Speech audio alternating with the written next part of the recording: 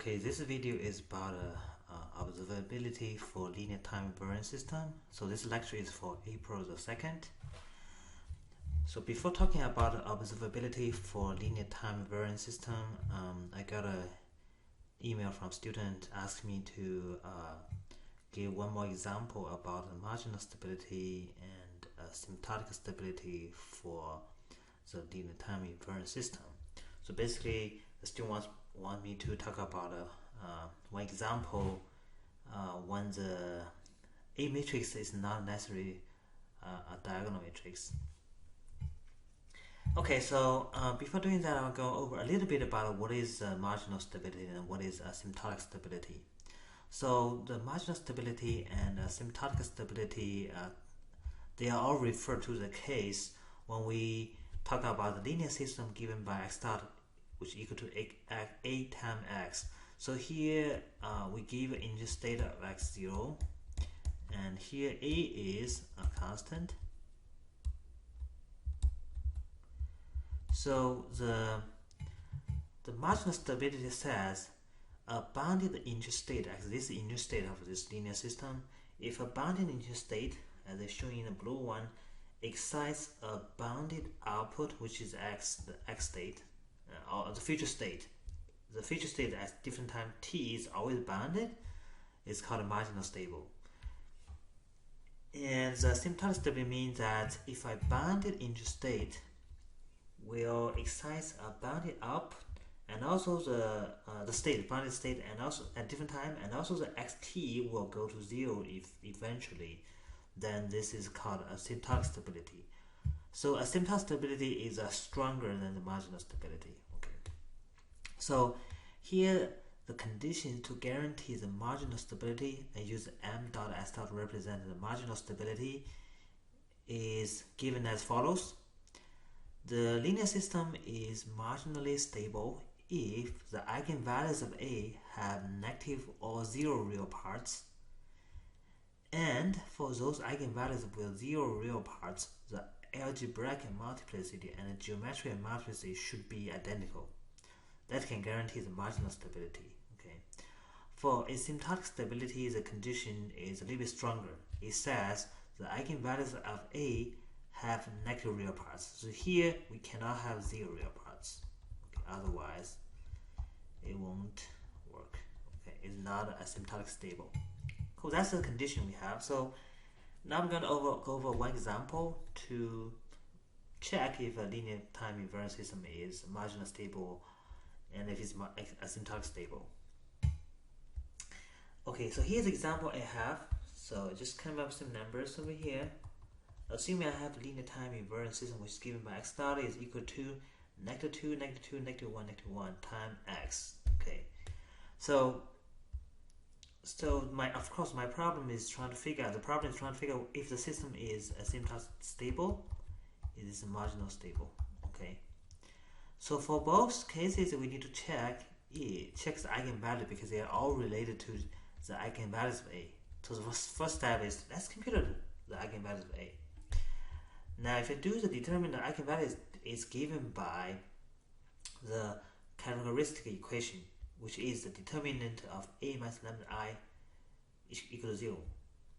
So the solution to the characteristic equation over here will give us the eigenvalues of A. So by putting this A in and calculate this the A minus lambda I, so lambda is the variable. Okay, we're going to try to figure out the solutions to lambda. And if we put all the lambdas in, we get A minus lambda I is negative 2 minus lambda, negative 2, negative 1, and negative 1 minus lambda.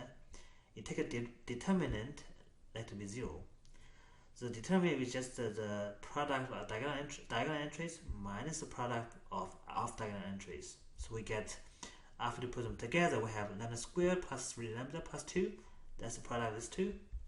And minus the product of this 2, okay, which is minus negative 1 times negative 2 is minus 2. Okay, so this will be cancelled out. If you see over here, this 2 will cancel out. So we get lambda squared plus 3 lambda equals 0.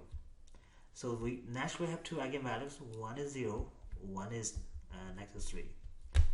So once we get this one, we can check this asymptotic stability and marginal stability to see if it's that satisfies conditions.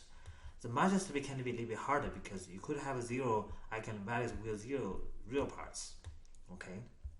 So first check the asymptotic stability. So eigenvalues have to have negative real parts. Now apparently for this eigenvalue, we have eigenvalue 0, which has 0 real parts basically. So this is not asymptotically stable because one eigenvalue, which is lambda 0, it has a 0 real part. So it's not asymptotically stable. Okay. So how about a marginal stable? Is it marginal stable?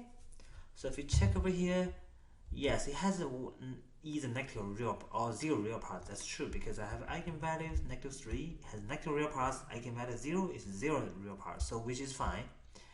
I have to check the second condition. Okay, for those with eigenvalue with 0 real parts, the algebraic multiplicity and the geometric multiplicity should be identical.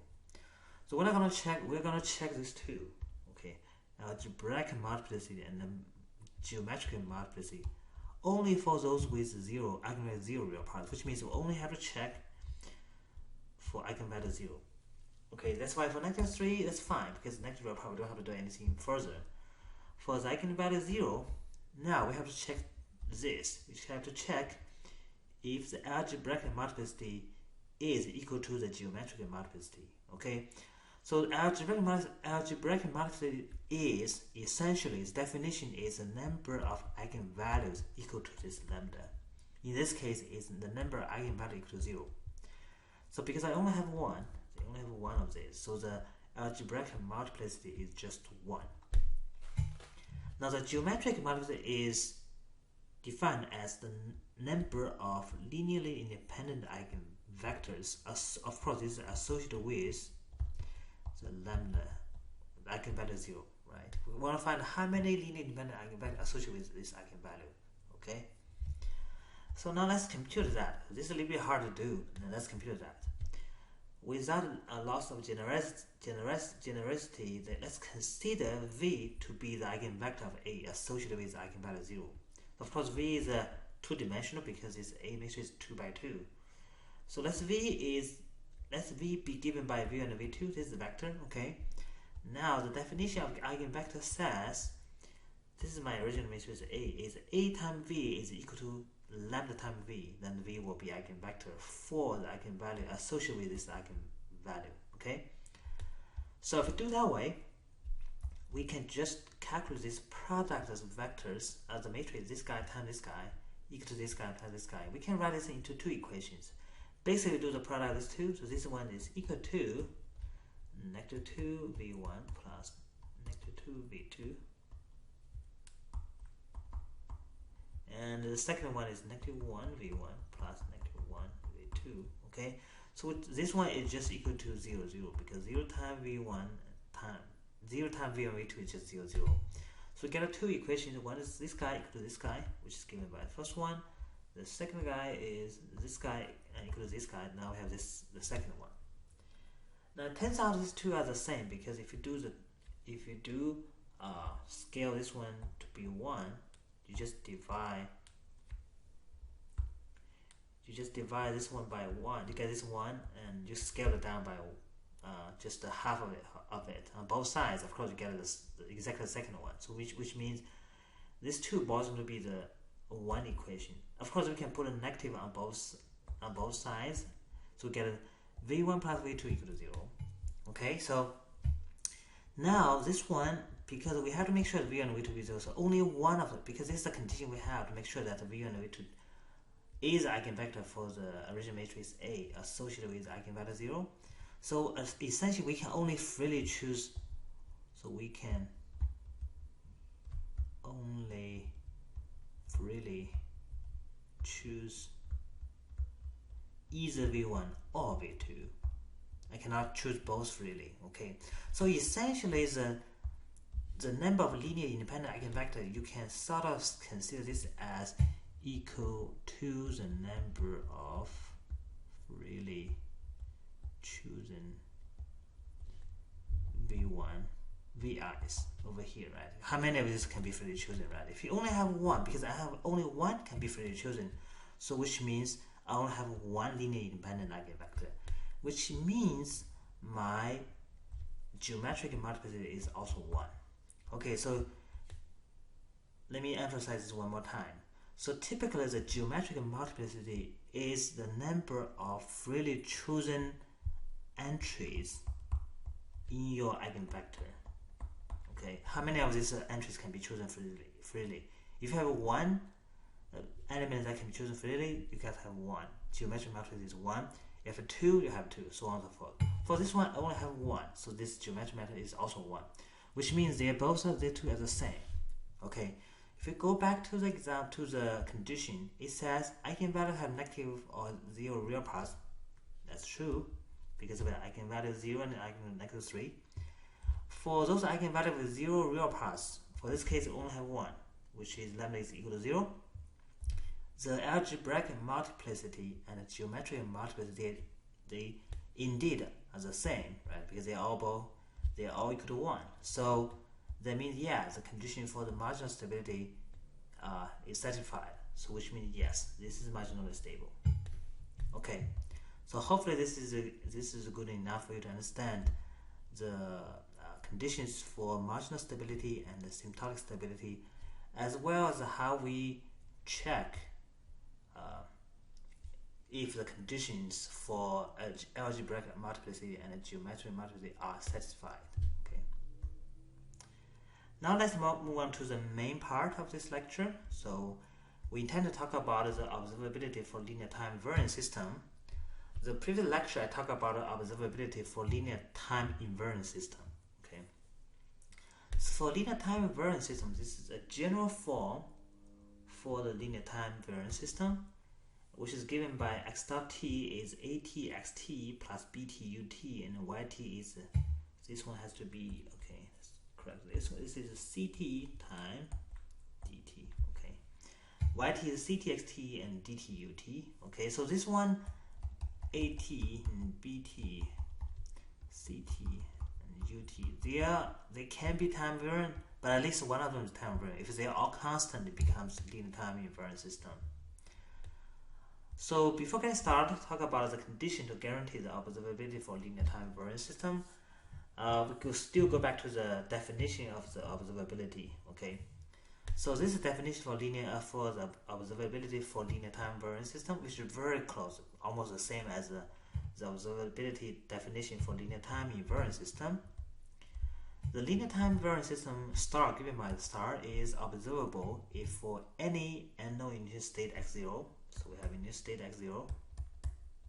Okay, of course we also have a use of t. Okay, there exists a finite t1 which is positive, such as the knowledge of ut and yt. So you basically says if I give you a series of ut, so let's see, this is my t, this is my use of t, this is use of t.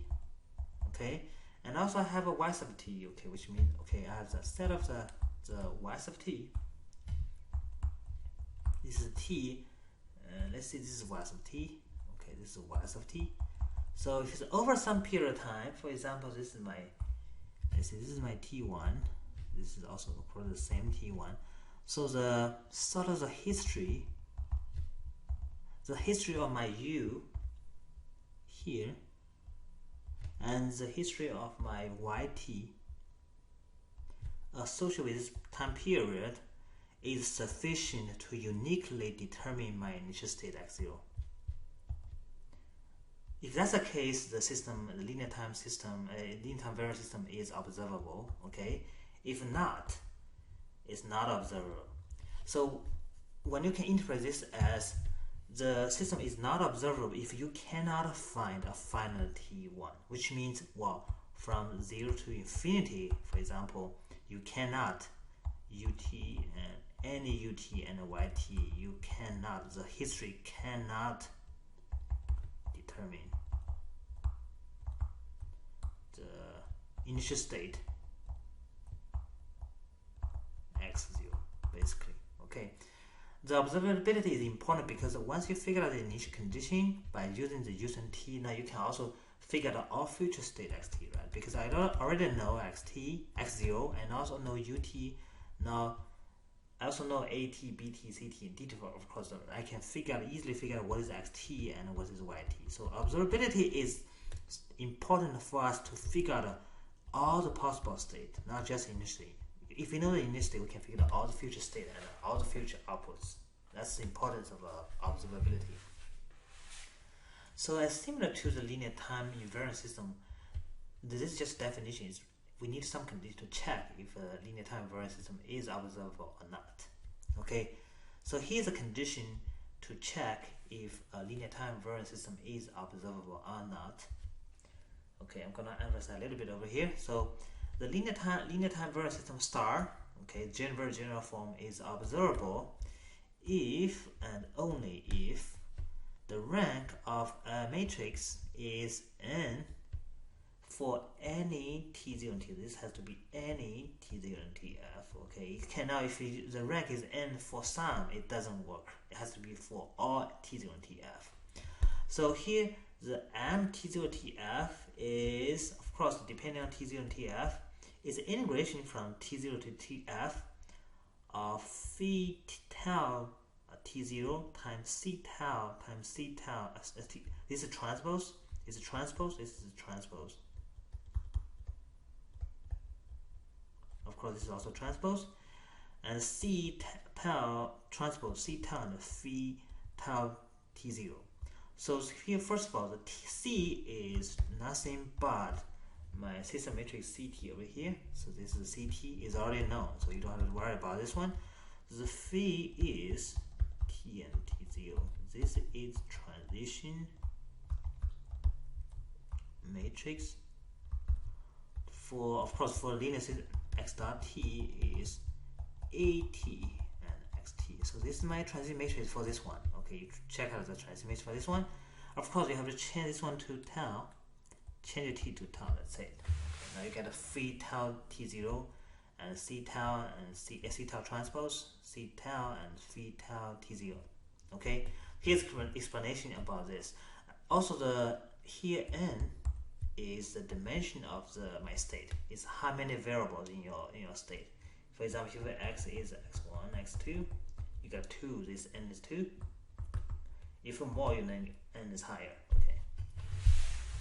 Okay, so this is a condition to guarantee the observability for linear time invariant system. Okay, so we don't have other conditions as observability for linear time invariant system. This is the only condition we have. Okay, or of course you can also use a definition. Say, hey, if I give something, if I can find some ut and yt which can uniquely determine my x0, fine, you can also use that.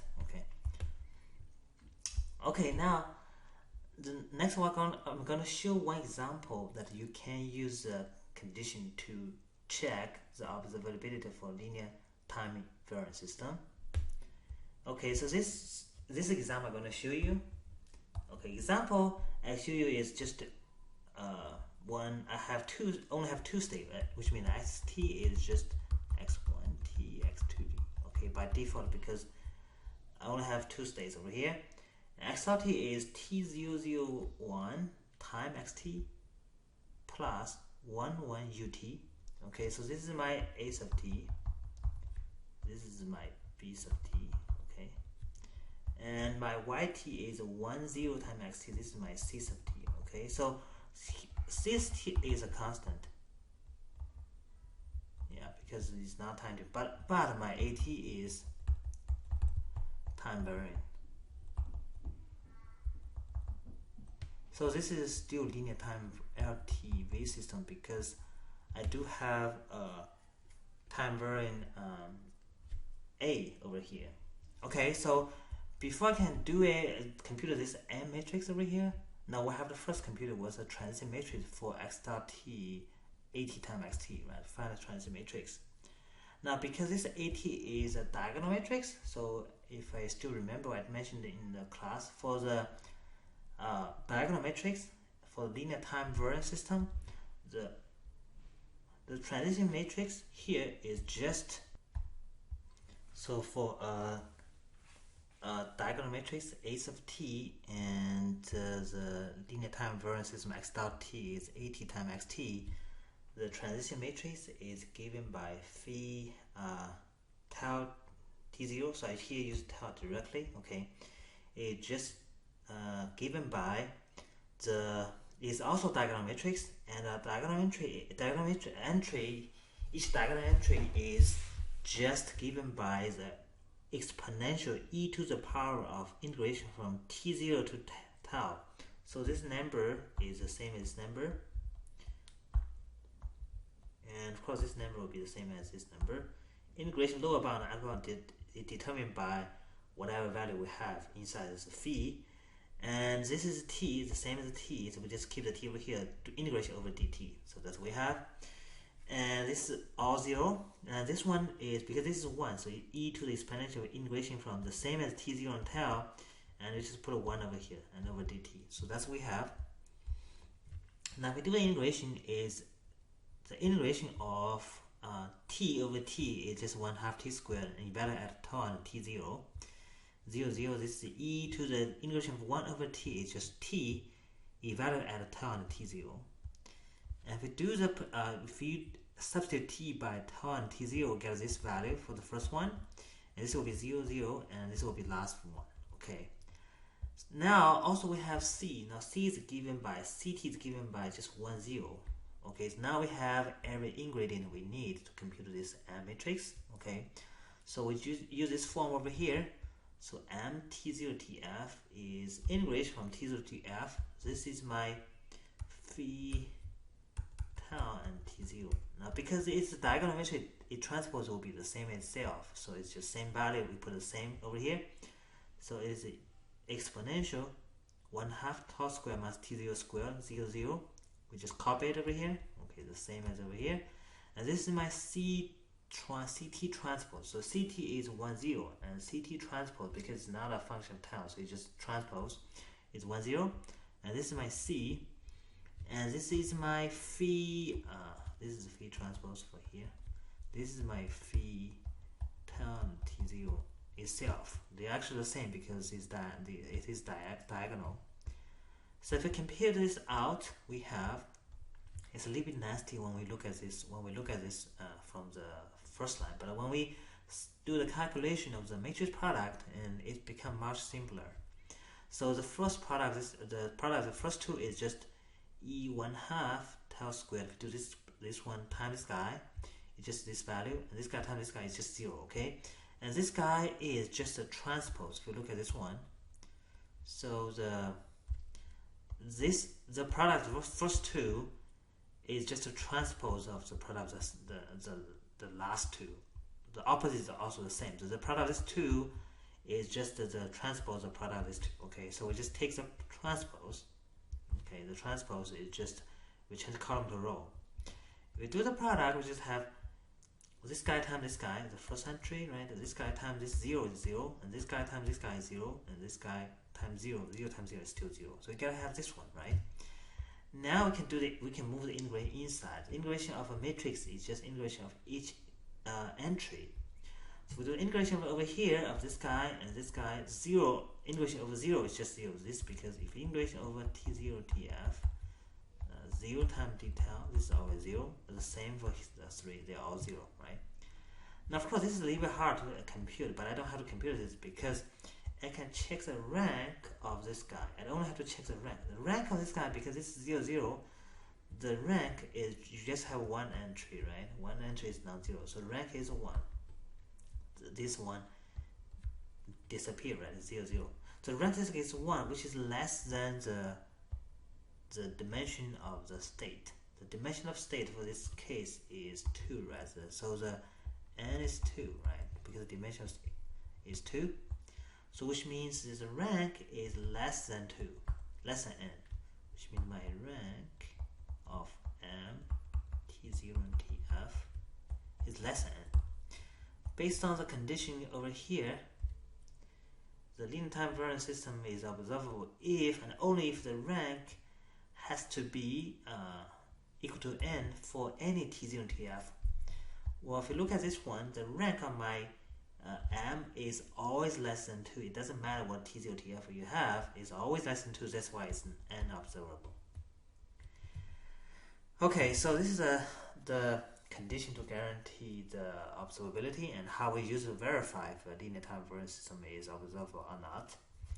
So lastly, I'm going to go over a little bit about the relationship between the observability of controllability, which is quite straightforward relationship, which says if I give you a linear time invariant system, okay, this is a linear time invariant system, and Asymptotic is ax plus bu is controllable, which is equivalent to the linear time invariant system. X dot is atx, y is btx is observable. What does this mean? This means that if the first system, this one, is controllable, we can say the second system is observable. They are different. The systems are different. But the controllability of the first one means the observability of the second one. That's because the special relationship. So this A here must be A transpose. Over here, you do the transpose. Also, my B transpose, put it over here. Okay, that's this is also transpose. And of course, my B, you can sort of see over here. This B is different from this one. You almost see this is a C, right? Because I always have my linear system also given by x dot is ax plus bu, y is cx plus du. You almost, this B is different. This, you almost think of this C over here is just a B transpose. Okay, by having this special relationship, we can have this equivalence between the two statements. Okay, the reason that this is true is because I can check the controllability, right? Controllability uses C, right? If I see this is controllable, I can check the controllability matrix must have full row rank. The controllability matrix says it's just constructed by B, A, B until A n minus 1B. Okay, that's my controllability matrix. It has a full row rank. Okay, it also means the rank of C is equal to n if n is the state, number of state. And if you do a transpose, over here, it just becomes the observability matrix because my observability is under this A transpose and B transpose. Okay, don't use A and B. Okay, it's just B transpose because the original observability matrix is given by, for this general form, it's just C, CA, CA n minus 1, right? Now here, because my C is B transpose, my A is just A transpose, right? This is A transpose. If you replace those ones, C by B transpose, A by A transpose, we have B transpose, A transpose, B times A transpose n minus 1, okay? Which is exactly the C transpose, right? C transpose, right? So if this has full row rank, this must have full column rank because you do a transpose, right? Which means the same thing as the rank of O is also equal to n. So this is the condition for the controllable for this system. This is the condition for the observable for this system. That's why they are equivalent, because they are the same. Because these two are the same. So which means they are equivalent. Okay.